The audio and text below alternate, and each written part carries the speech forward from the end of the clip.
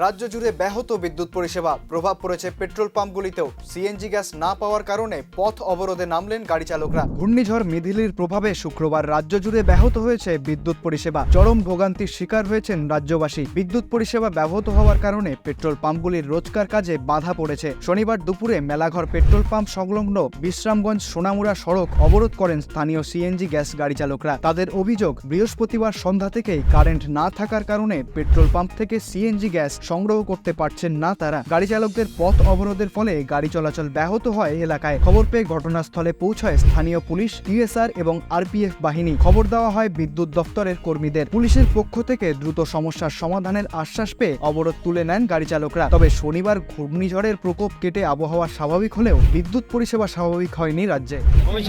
বিশেষ করে 7টার থেকে জেনারেটর নাই, জেনারেটর নাই, জেনারেটর আছে, জেনারেটর দিয়ে দাও।